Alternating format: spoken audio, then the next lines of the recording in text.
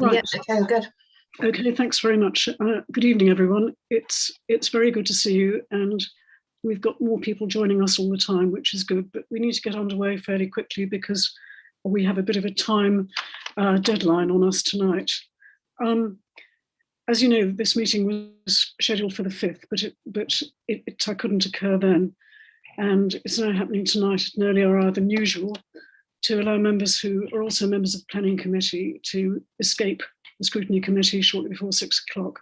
So what I'd like to do, with everybody's agreement, is to move the Domestic Abuse Review Recommendations update, which Louise and Liz will be presenting to immediately, really, so that we can deal with that now while everybody is still here.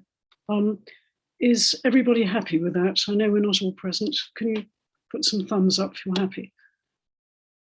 I think that looks like happy. Okay, fine. Apologies for absence. Alice, have we got some apologies? Yeah, so you've got apologies from Councillor Fry, Councillor Waite and Councillor Smith. Right. Have we got any substitutes? No. No. Okay. Right.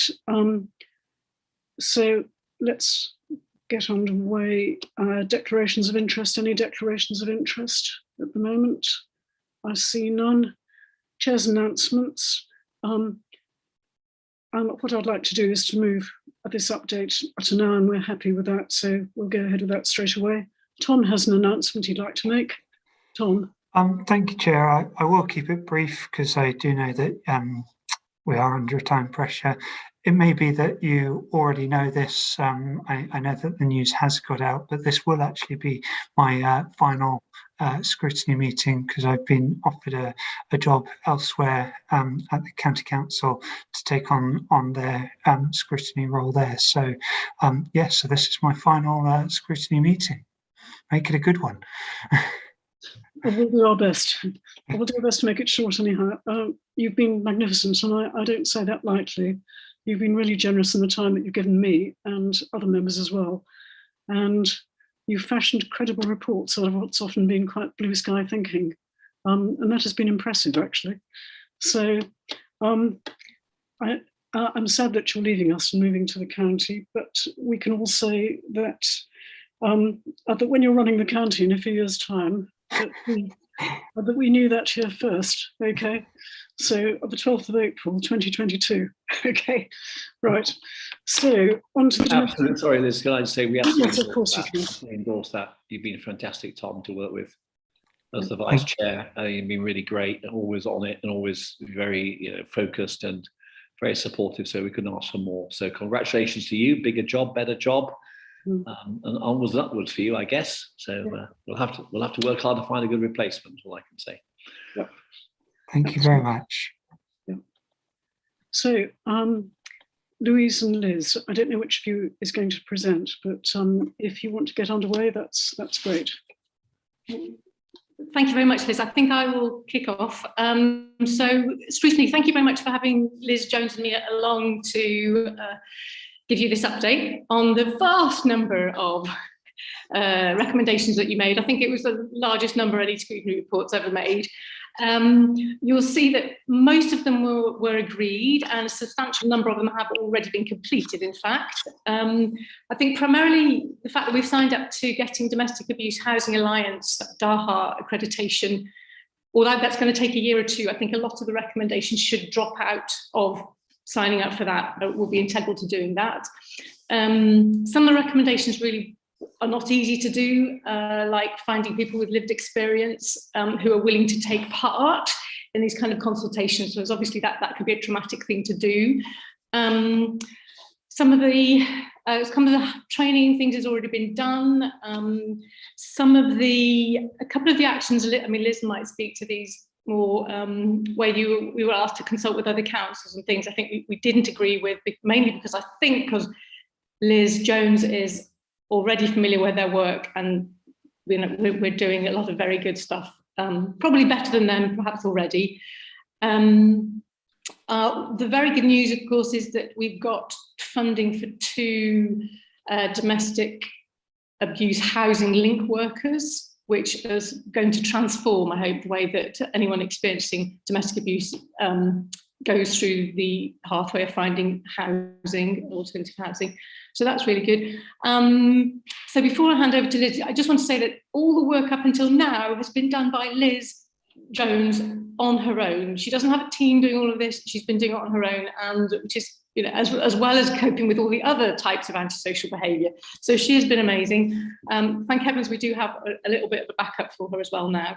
But I think on that note, I'll hand over to Liz. Thank you. Okay, Liz. Thank you, Louise. And thank you for inviting me this evening. I just wanted, I mean, Louise has mentioned about the DAHA accreditation.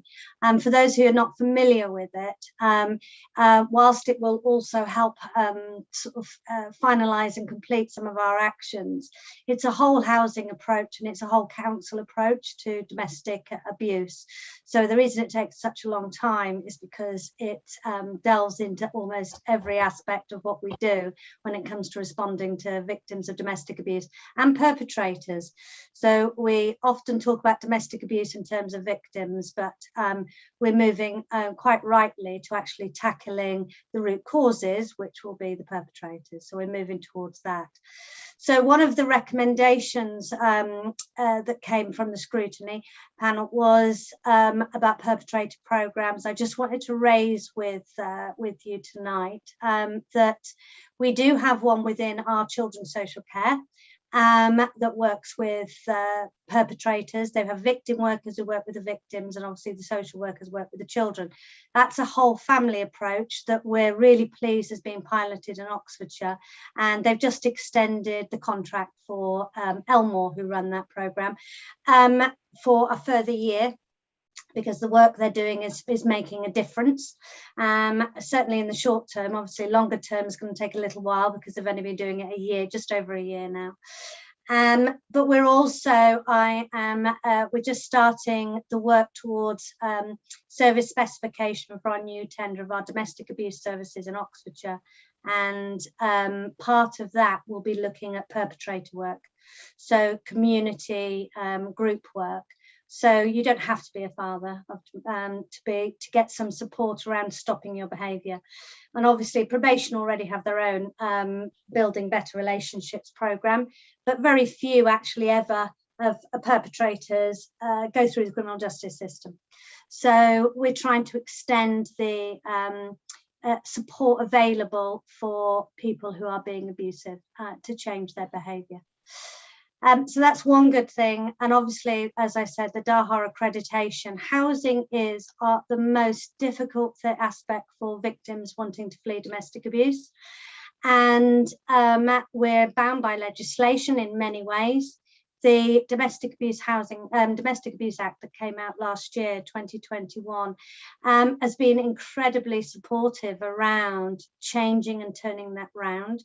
And it doesn't mean that you know, little things like just getting some safe accommodation, which to somebody is really important. It's also about how we consider victims, that we see them and their needs as first and foremost. And that's what we want to take the City Council through to get to that point. Please don't get me wrong, I don't think that we do badly when it comes to victims of domestic abuse, but we are also bound by that legislation. So we're trying to think outside of the box and make improvements. I'm assuming you have read the report. Part of that is training. We have started, as Louise said, a training programme. We're going to be extending that as we move through the next year or two. I've been talking to the county also about developing online training for all managers, which is that can be used for employers as well, so that we can start reaching out further afield to the managers who might have members of their staff who are victims or perpetrators of domestic abuse, so that they can effectively respond to that. So we're really pushing that whole agenda forward. Of course, with children as well, we're looking to have there is work with children, but it's piecemeal. It's not really embedded enough. And obviously not all of our children, but some of the children who are experiencing domestic abuse now will potentially be our perpetrators of the future. So we really need to be looking at children. So that's what strategically Oxfordshire and part of the service provision will be looking at. We do have SAFE, who cover the whole of Thames Valley, who do an amazing service working with children who are affected by crime. And just over 50% of their cases happen to be children who've been either witnessing, although they're now called victims of domestic abuse, and quite rightly, domestic abuse, victims of domestic abuse in their own right, or victims of sexual abuse. So they do work with them, and their contract runs out next year. So we're hoping to be contracted for the next 3 to 5 years.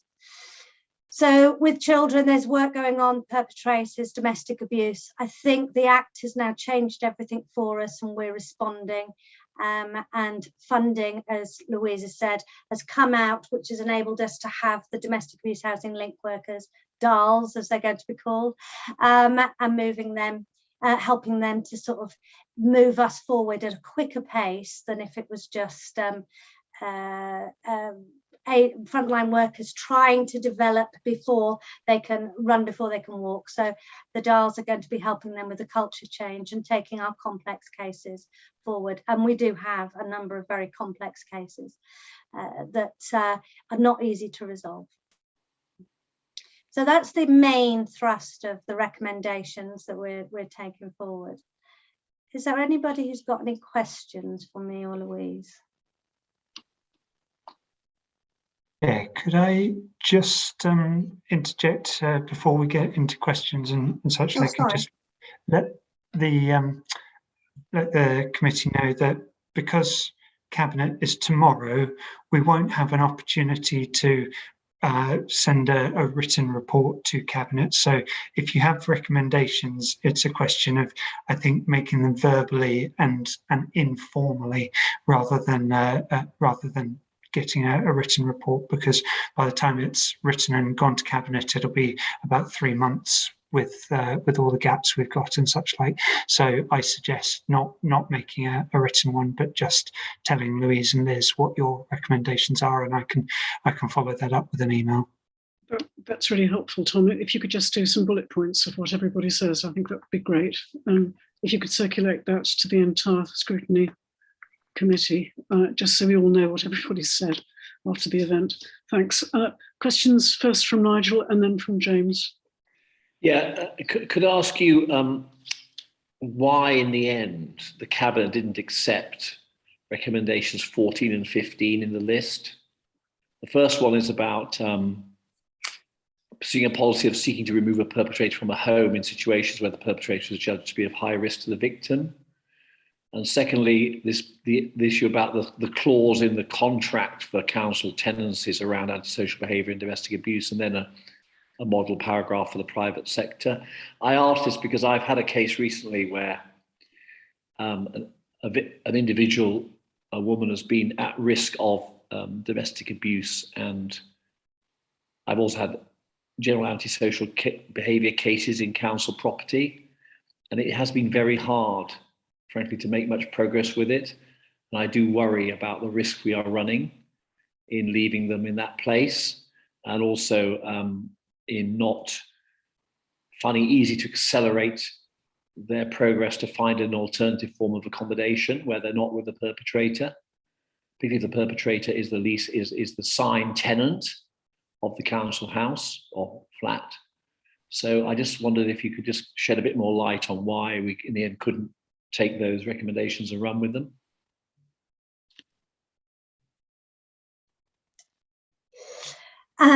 Thank you, Councillor Chapman. They're important questions. I'm not a housing expert, but what my knowledge is around this is that actually it's again due to the Housing Act of 1985 and legislation. If a victim and a perpetrator are both tenants, either one of them can give notice to quit and give up their tenancy, which means that if the perpetrator decides it, the victim's without a tenancy and left homeless, and vice versa to a certain extent. So there's protections around that. What we really need to try and do is they're looking at changing the legislation in order to remove perpetrators and make it easier to do that. But at the moment, we're bound by legislation that stops us doing it. We have to look at a way up. A victim losing their tenancy, secure tenancy, puts them further at risk of poverty as well, because going into private rented sector is so expensive. One of the reasons we don't wish to push people into refuge is because they will have to give up their secure tenancy. So we're trying to think of alternatives. It isn't, we also, if we can't evict a perpetrator without going through the courts. And we have to be sure that the courts will do that. And actually, they do not like to make people homeless. And obviously, with the pandemic, you know, there was a lot of push to make sure people are housed. In some areas, and we're not one of them, where they've got plenty of housing, that's easy because they just turn around and offer the perpetrator another property because they've got plenty. We struggle really hard to do that. Ideally, as I've noticed in this case. To be fair to you, as I've noticed, despite one's best efforts, I'm not aware, and obviously we can't talk about individual cases, but if you want to email me, I'll have a look at it, about that case, because there's usually other extenuating reasons for why something isn't happening, which again is why we, the domestic abuse housing link workers are going to be very helpful, because that will be their role to really look and be the single point of contact. At the moment, as victims, you've got different people that you talk to. Yes, indeed, yes. And I think that complicates things, and it also means that things can be missed around that. So this is why we have those jobs. And on the clause in the contract regarding antisocial behaviour, domestic abuse in council tenancies, I'm interested in actually antisocial behaviour as much as the domestic abuse. Actually, in this context, there's quite a lot of antisocial behaviour around. Unfortunately, sadly, they can make it will be a blight on people who live nearby, and you know, in the block of flats or in the neighbourhood. Was that just impossible to do? I mean, did you think it was already strong enough already, and therefore did need strengthening? Sorry, I missed that. I say, did you think it was already strong enough and it didn't need strengthening? That the clauses in the contract were strong enough, and therefore there was no need to do anything about this? In the housing contract? Yes. Oh, okay, sorry. I think the clauses are strong enough, but we could maybe make it stronger. I wasn't part of designing the contracts, right? Okay. The tenancy contracts. So, but I could certainly look into it, and that would be part again of our work in the DAHA, even if it is antisocial behaviour. Yeah, I mean, I do accept these are difficult balances to strike, and perpetrators have rights as well as victims. And you know, I'm not making this as a sort of monochromatic issue, as it were. It's not, but making progress in some of these areas is very difficult, and I do worry about we leave people in very different situations where there's a risk of, you know, serious violence against them. It may not be happening at the moment, but it might happen in the future, and I do worry about that. So maybe offline we could have a chat about it. Okay. Can I just going to come in briefly there? Nice, you're talking about number 15, I think. Yes. Which we did agree. And I think that's partly because as a council, we cannot force a paragraph into the tenancy for a private landlord or a housing association. I think that was why we felt. Yeah, but the first part with respect talks about council tenancies. Yeah. So I understand the point about private sector. We just can't do that under the law. You know, we don't have that. But I just want to be assured that maybe we go back and look at the council tenancies and make sure that the clause is as strong as it needs to be, given the extent of antisocial behaviour, fortunately, is going on in some parts of Oxford at the moment. Can I just say about our own council tenancies, though, where there's domestic abuse, is obviously the partner, the victim, will also want this to happen, and quite often they are being controlled in order to say no, they don't want the partner to leave. So we do have to strike the balance. It is, and I fully agree with you, these are complicated cases. They're difficult because it's emotional. So we do our best to support people until they're in a position where they would accept that the perpetrator not being in the property is what they want. Thank if you. we can do things, we will. Okay, James, your question. Thanks very much, and thanks, Liz, for a very good report. I have just one question.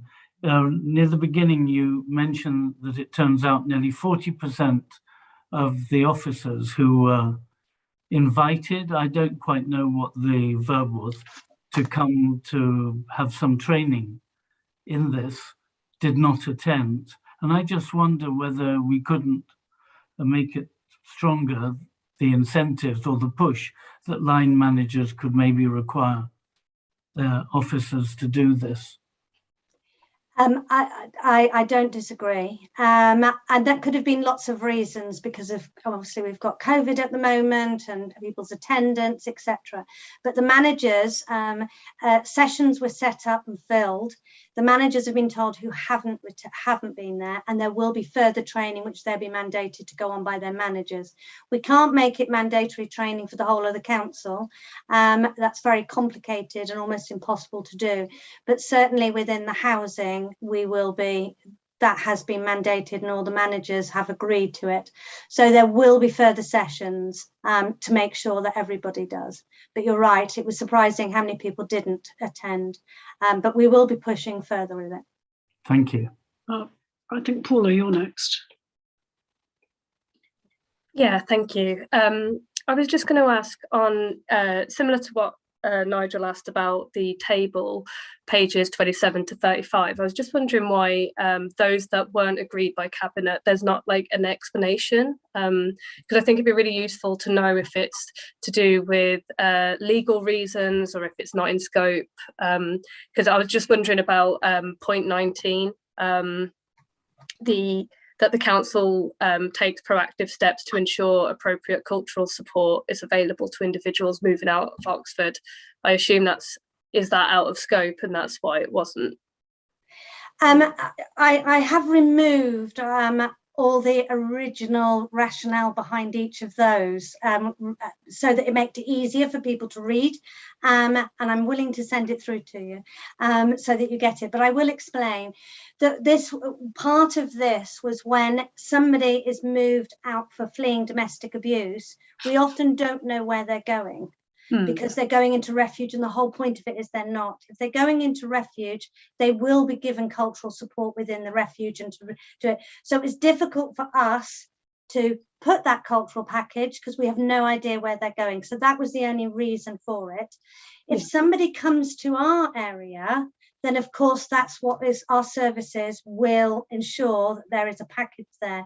So I think it was because of the wording of it rather than we didn't think it was worth doing. We didn't want to agree to doing it. That was okay. all. Thanks so much. Liz, I've got a couple of questions myself. One is about SAFE. You say that they have to recontract next year, and I wonder if we could support that recontraction, whether it would help, because you obviously think this is very valuable for children who are victims. Yes, I have to. Sorry, I will have to declare an interest. I am the chair of the trustees for SAFE, but yes, they will be. It'll go out to tender because that is the procurement process across the Thames Valley. But any support that the City Council will give will be great, and I'm very happy to send out reports, their annual reports. But it's through the Office of the Police and Crime Commissioner. But they're the only service that offer this type of support. I think probably across the country that they do. They also support child on parent violence. They have an excellent programme around that as well, to support families where children are acting out to their parents. So they do some very, very good work. But of course that goes up to the OPCC and they have to decide who wins the tender. Yeah. Maybe Tom, you could note that that's something that Scrutiny would like to support, assuming that we have that from our members here tonight. Oh, okay, happy to do so. The other point that I wanted to make was just about recommendation 21. This is about ESOL classes, and you're saying in part. that just seems incredibly useful to me to have ESOL classes as widely available and widely known as possible. So I wondered what the in part meant. I did discuss with with Oxford Against Cutting specifically. They have a Baird's World group, so they've got lots of community engagement from lots of different community, and they meet on a monthly basis. And asked them about ESOL classes. I also asked community services as well, and they didn't seem to think that there was as big a problem as people imagined there was. There is access to them.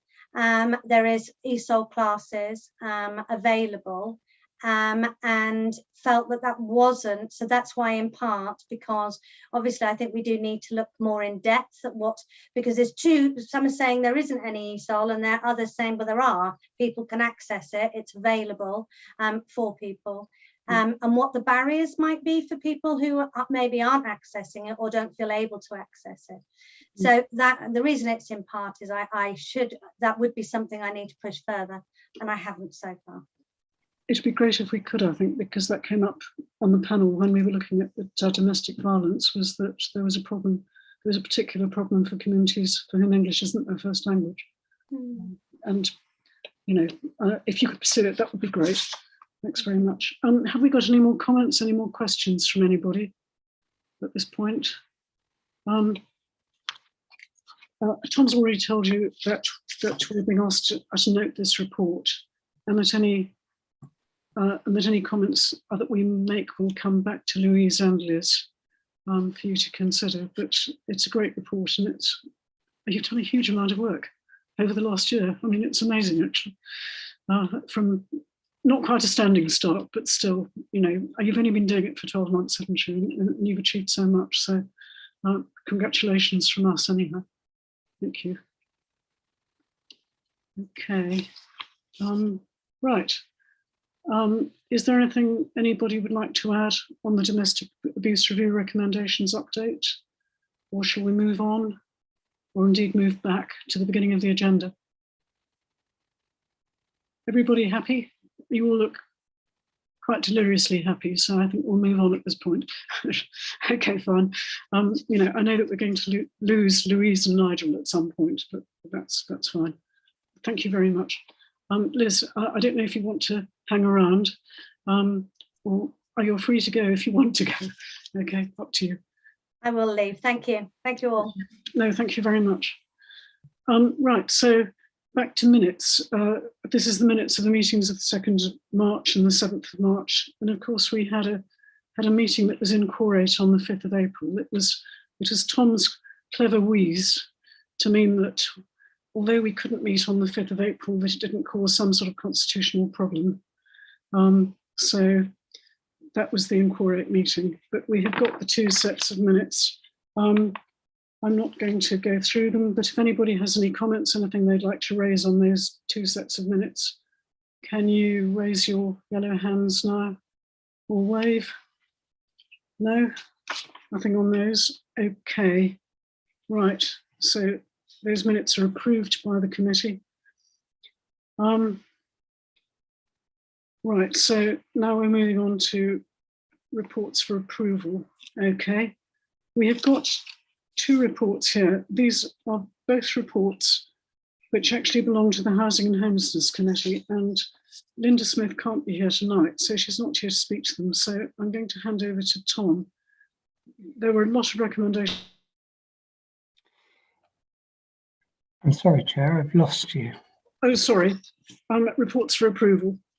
You want me to kick off? Yeah. You don't mind? Yeah, yep. Thank you. Great.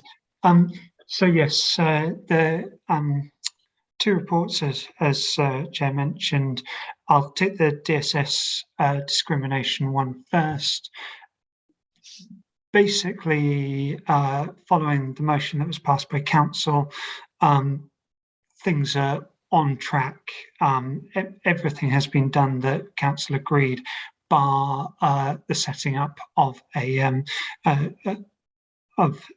group for tenants to be able to come and raise their sort of issues.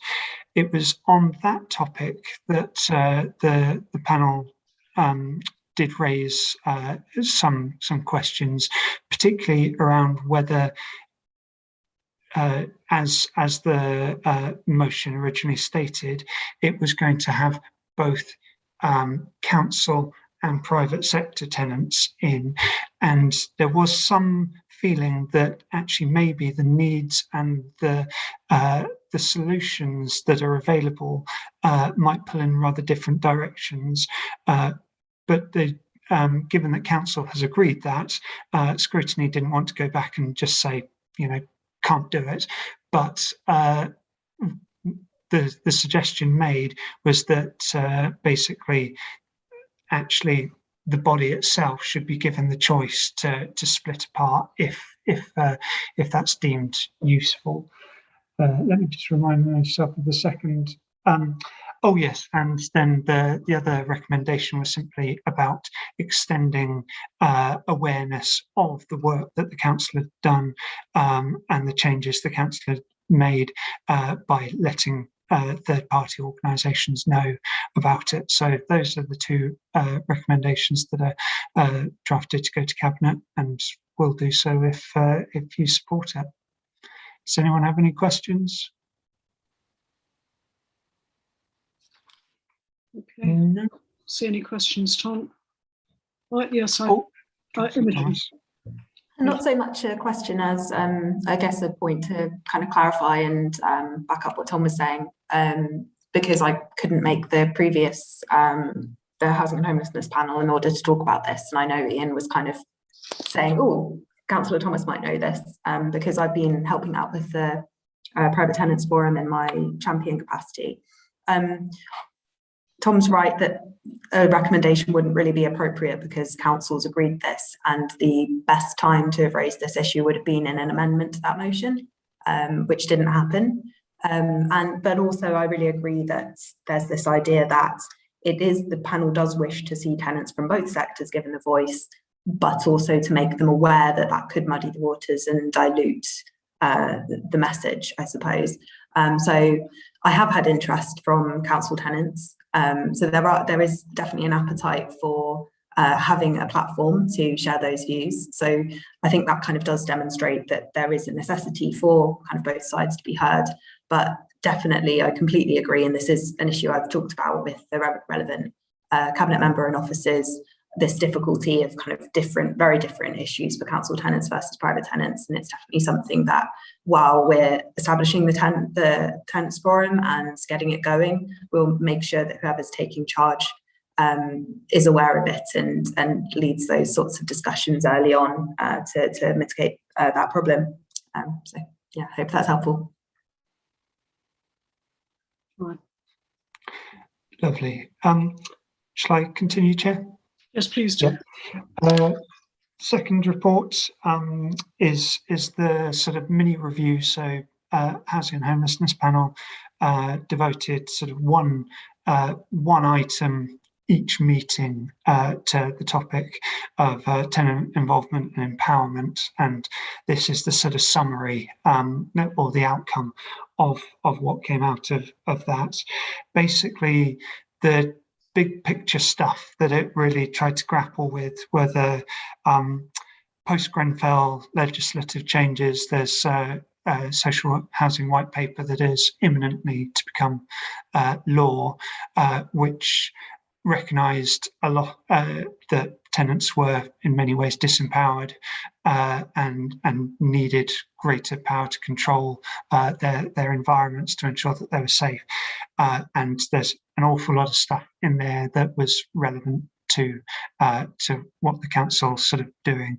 The second topic was the STAR Tenant Satisfaction Survey, which came up with some quite interesting results. They're quite difficult to interpret because they happen. The survey did happen shortly after COVID, at a time when, for example, the council or ODS had stopped doing repairs and going into people's houses and such like. So it is quite difficult to tell exactly, but there were some key messages, and perhaps the strongest one was that only 55% of respondees to the tenant satisfaction survey felt that the council listened and acted on their requests. So that was a challenge, and there's quite a lot of stuff in there about that. And equally, the other area that scored poorly was satisfaction with antisocial behaviour and resolution of antisocial behaviour issues. And likewise, we've tried to take on some stuff around there. But I think it is key to sort of underline that, generally speaking, the council's doing decently, and actually, its tenant involvement team is doing good work. And there's a lot of the recommendations that are made are tightening up and trying to extend existing stuff rather than saying we need to set things up from new. So yeah, that's kind of the summary. If you've got any specific questions, I'm more than happy to answer them. Any particular questions? It's more a comment, Liz, if I may. I mean, you can have a cup half full or a cup half empty here, and I think the report's quite wise also to say that about 2,000, 1 in 4 tenants were dissatisfied with the council as a landlord. Now, I know this was after COVID and it was hard to do the work, but I still think there's an issue here. And I think I'm hopeful that when we get the reorganisation of housing and communities working more closely together after the election, that we can, strengthen the sense that tenants have a champion in their area who looks to their interests, particularly in relation to repairs, because I don't think that's really been the situation. In recent times, we've gone to a very automated, contact centre type solution to things. And many tenants are saying to me that they don't really have a champion who really knows the estate where they live or the area where they live from the council, other than the councillors who are increasingly doing more and more work, if I can put it that way, acting like housing officers. So I do think this needs to be examined, and I think it will be examined after the election is over, whether some of the organisational changes that are being mooted will come about. So that's just helpful background for committee members, I think. A question from you, Hosni. Thanks very much. Yeah, I mean, I totally agree with what Nigel just said. There's a couple of, I think there's one thing I would like to just re-emphasise that it would be great if Scrutiny could take up as well. I really dislike referring that there's often it comes into a lot of officer reports that people are talked about as clients.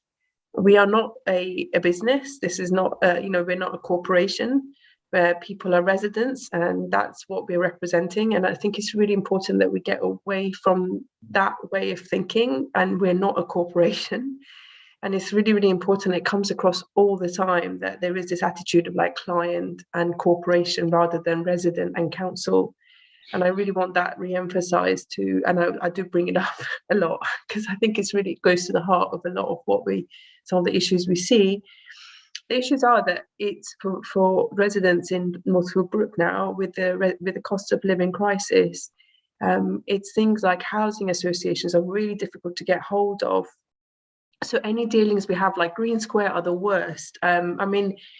Catalyst is better because there's a regeneration going on in the lease that Catalyst are providing or have been given that contract. It's a bit easier to get hold of Catalyst, but even they are like, their office is far away in London. They haven't got someone here. Green Square are impossible, and A2 are like impossible to get hold of with repairs. And it really, especially any organisation that we have any contact with that are not completely private organisations, we really should be pushing them to make the repairs for people. I can't even get hold of someone to do the repairs on people's homes that are needed. And then the other issue is, as Nigel just said, people often their deposits are not being given back to them. They don't really know how to go about getting things like deposits back, and then they're just in this cycle of poverty because they are basically the amount they have that they can give as a deposit is reducing every time because people are holding their deposits back, etc., etc. And that's where things like that's where organisations like Acorn, and I know Imogen has been very involved with them as well, has been really great in pushing that. But I think us as council need to think of the well-being of our residents as a whole and treat it like that, and really get away from this client corporation model, which seems to really dominate among. I don't think it's the officer's fault. It's just one of those things that has drifted in, basically, from what I can understand. But I think we really need to start challenging that. But yeah, it's really important area of work. It's the biggest. You know, a lot of people are left with very little money after their housing costs are met. And then when there are repairs to be done on top of that, or they lose a deposit, they go into destitution, basically, and poverty, absolute poverty. So it's really, really important. Thank you. As Tom said, the STAR survey is really interesting. And I thought the most interesting thing, which is in a couple of the recommendations, is that the younger demographic are the least satisfied with what we do. And I think that really needs to be taken by the scruff of its neck, because they are going to be the medium demographic pretty soon, and they're going to be no more satisfied than they are between 20 and 30. And I think we really have to make an enormous effort to speak to them and to involve them. And it's very difficult because these are people who don't want to join committees when they're 25, but we do need them on board if we're going to actually discover what they find so unsatisfactory about what we provide. I mean, maybe it's partly COVID because the STAR survey was done at a difficult time, but I feel it's more than that. I feel it's people having greater expectations, and maybe we can't meet them all, but I think we have to meet them head on at least and say, what do you want and what can we do to meet you? Anyhow, that's just a comment. Any other comments from people? Can't see any other hands.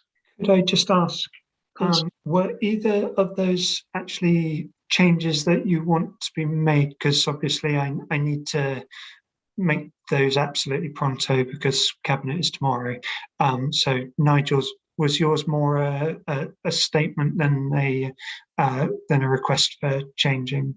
Correct. It was some context background for colleagues about what is in the wind, as it were, to try and tackle some of these issues which are in the report. And Hosnia, is that? I mean, your comment about the use of client as nomenclature, that could be quite easily put in. Yes, if please. Okay. Yes, please. Just getting away from client or customer and corporation and getting back to resident and council. You know, I think that's really, really important. But then also just strengthening, just housing associations that we have any dealings with. There needs to be much clearer helpline, you know, like people that we can actually contact rather than just I think that is but that one might step come beyond what this later. report is sort of focusing on, because it was mainly about our tenants, but point taken with regards to the use of I mean, I think with our tenants we are picking up a lot of, as you know, as the report also says, we are picking up quite a lot of repairs and issues. Lovely. Anything else? No, that's fine. Shall we move on? Item 7. Item 7 is the report back on the recommendations from the Scrutiny Committee and from the Housing and Homelessness Panel. But before we look at that, and what I'm going to do is just ask you for comments on each individual report rather than go through them line by line, because that would take a long time, is that on the 16th of March, I presented our scrutiny report to Cabinet, and Susan Brown made an interesting proposal, which was that she didn't think that the agreed, disagreed in part was particularly useful. And she wondered whether, in fact, it was necessary to have that column at all in the recommendations. And my initial thought was, fair enough, you know, it's not a binary situation. Often it's more a 0 to 5 from the agreed to the disagreed at the other end. But the more I thought about it, and I mentioned this to Tom as well, who takes the view that the great thing about the agreed, disagreed, partially agreed, is that it provides some level of a metric as to how successful our recommendations are. And I think that's a very valid point, actually. So I just wanted to throw that out to everybody on the committee tonight.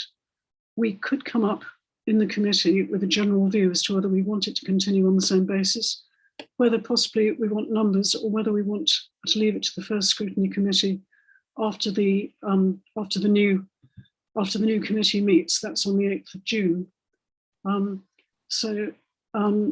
Does anybody have a comment now? Nigel particularly, because you'll be vanishing in a few minutes, won't you? Yeah, I haven't thought deeply about it, but I quite like the agree, disagree, yes, no. Yeah. Well, I'd like agree, disagree rather than yes, no. I mean, occasionally it's a bit inconsistent. Yeah. The thing that just irritates me sometimes is that we just don't get an explanation as to why things are turned down. That bothers me more. Yes. Because I want to understand why our recommendation didn't land. Was it legislative? Was it financial? Was it resource? But whatever the reason could be, there may be very good reasons. Yeah. So I hate blank boxes on this and get into a bit of a rage when I read them. And we've actually had that several times this evening, haven't we? Yeah, so that's more important to me than whether we have I think something which says yes, disagreed partially, I think it's quite important. I agree with it. It is a metric, and I just don't want a piece of prose personally without that alongside it too. Okay. So I would go for the status quo, frankly, on this. That's my instinctive feel. Right. Can I have everybody else's view, starting with Paula, whose hand is up? Oh yeah, I just wanted to echo what Nigel was saying about that. Like, it does waste time if they don't put an explanation why something's turned down, and it's really useful for us to know on why, like what reason it was turned down, whether it's political or like legal. So yeah, I think that's really important. Yeah, that was it really. Thanks very much. Anybody else like to comment at this point? I think just generally, a general point about the reports and recommendations, which we've spoken about before, is that it would be really helpful to just maybe put, first of all, like think about the size of the reports, and also about what is, okay, for example, if you've got a massive, the local plan, for example, reports, which are done with multiple other district councils, where our input is going to be very difficult to embed. I think that needs to be made clear at the beginning of the report, because otherwise sometimes we spend hours discussing a report, and then actually it's very clear from what, for example, Alex Hollingsworth was telling us at that meeting, that it's very difficult for him to actually embed some of the suggestions we're making. I think all of that needs to be laid at the front, because otherwise, and this happens within our respective party groups as well, where you're looking through reports and you're discussing reports, and actually it would be much easier if we knew where our power was, so to speak. So I think that needs a bit of work in the future, because otherwise the recommendations, you can spend hours on something and it's not actually that useful. Sorry, Tom. Thank you. Yep. I think that's perhaps a challenge for me or my successor, rather than the report writers themselves, because the reports come are largely the cabinet reports, so they're writing it for a different audience. Perhaps what I'm hearing is that really that you want to know what the capability of doing this, making recommendations is, and that perhaps should be included in the agenda or such like. I would say there is a practical challenge that sometimes I don't necessarily see a report till fairly late myself, before publication, so sort of post-Labour group.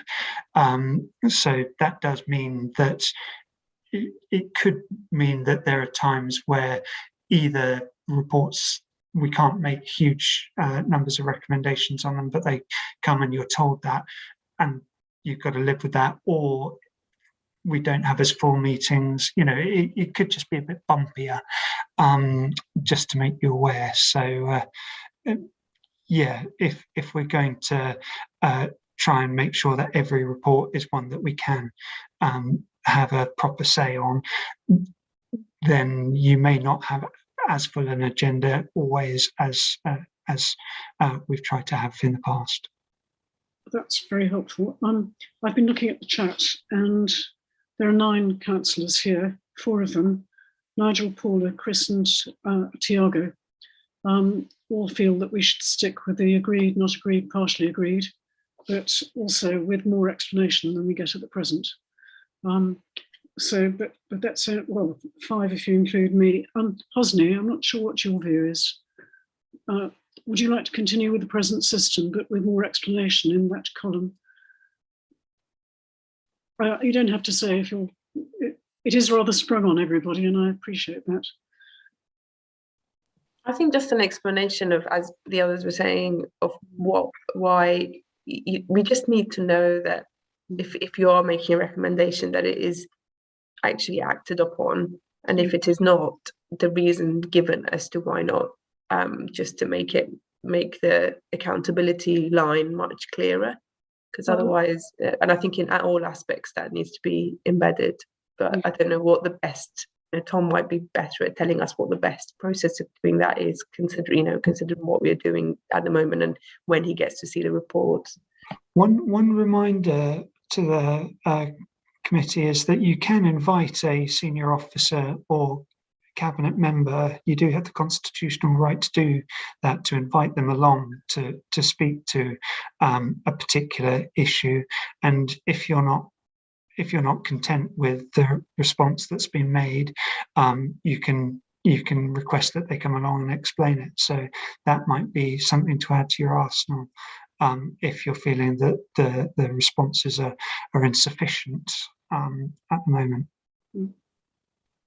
At the moment, there are 5 of us, Nigel, Paula, Chris, Tiago and me, thinking that we should stick with the agreed, disagreed, but other members haven't said what they think about it, as far as I know. So we can leave it until the 8th of June when we can revisit it. That's not a bad idea, because it'll be the first meeting of the new municipal year. So in fact, our role in the constitution has to be reconsidered then anyhow. So if you like, we can leave until then. I think with only 5 of us having a clear view, I don't think that's probably enough out of the committee membership, which ought to be 12. What do other people think? Okay, right. Well, it's a steer anyhow as to what people are thinking now. And there'll be lots of time between the 8th of June for the new members of the Scrutiny Committee, some of whom will be here tonight, but some who won't, to actually come up with a decision on it. Okay, thanks very much. So as I turn back to the main thing, I just wanted you to think about that really before we looked at the recommendations and what's happened on them. We've got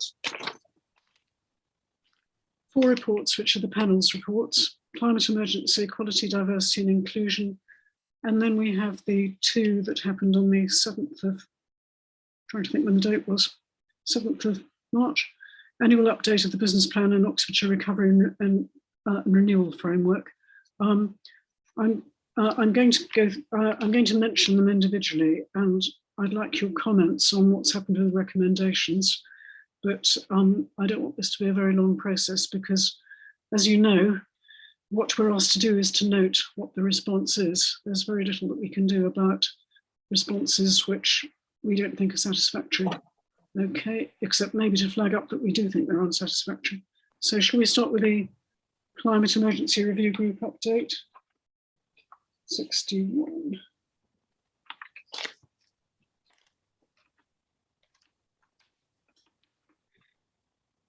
We've got 4 recommendations. All of them are agreed. That's pretty clear. Number 3 hasn't been agreed, but there is quite a strong comment, which is quite useful. And the thing that you were saying, Hosni, was that you really want this kind of level of response, and we have got it with this one. Does anybody have any comments that they'd like to make on these recommendations as they stand, and the responses we've had on them? Okay, can't see the response. Okay, I think we've now lost Nigel, and we've lost, who else have we lost? We've lost Imogen as well, haven't we? Right. Then equality, diversity and inclusion strategy. That was Shasta Aziz's strategy, which was very impressive, actually, wasn't it? I think And there were 5 recommendations. Yeah. And they were all agreed. Okay, everybody will have had time to read them by now. For a moment, I'm going to leave out the allocation of preventing homelessness grant in the housing assistance policy and go on to the annual update, which is page 67. There are 8 recommendations there.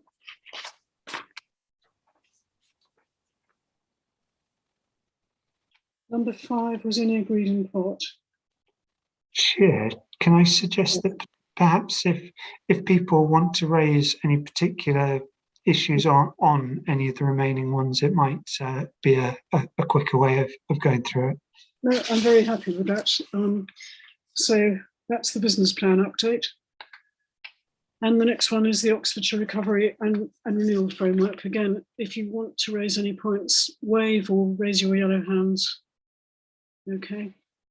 And then should we go back to the allocation of preventing homelessness grant? That's page 65, and housing assistance, page 66. Does anybody want to raise any comments on that? Okay. All very quiet. Okay, fine. So we will note Cabinet's response to the recommendations, and then updates from the panel chairs. We've lost Nigel, so sadly we can't hear from him about the company scrutiny panel, but Tom has very helpfully sent me a link, and I'm going to watch the company scrutiny panel because I gathered that it was very positive. Are you there, James? I think you're on this panel, aren't you? So James, I think, wasn't at that specific meeting. There have been 2 meetings of company scrutiny panel. The one that I was referring to it was one where James had to give his apologies. Okay, all right. There have been 2 since, but anyhow, they were very constructive. Yeah. Well, I'm going to enjoy watching it as sort of light relief later tonight, I think. And then there's the housing and homelessness panel, and we haven't got Linda either. No, and that one was very short anyway. It was the DSS discrimination motion, which we've kind of discussed anyway, and then just signing off the mini review. So there wasn't a lot extra to add, really. Okay. So dates of future meetings. The 8th of June might be virtual, might not be, I suppose. Oh, it's a baby. No, not a baby, little girl. 8th of June. So at the moment, we don't know whether it's going to be virtual or in person. It just depends where we are, I suppose, with COVID by then. It should be okay because it's summertime by the 8th of June. So hopefully the meeting will be in person in the town hall, which will be good. What more can I say? Just to thank everybody who's still here, who sort of hung on to the bitter end. Very grateful to you all for your fantastic contributions. You've been super. And it's just made this whole process very interesting and very, very bearable. So thanks to everybody. Okay. Oh, and to Alice, I haven't said thank you to Alice because she's our newest member. Alice, can you come out from under your thing? Hello. Hi, Alice. Alice was new to us. She took over from John Mitchell, and so that was a hard act to follow.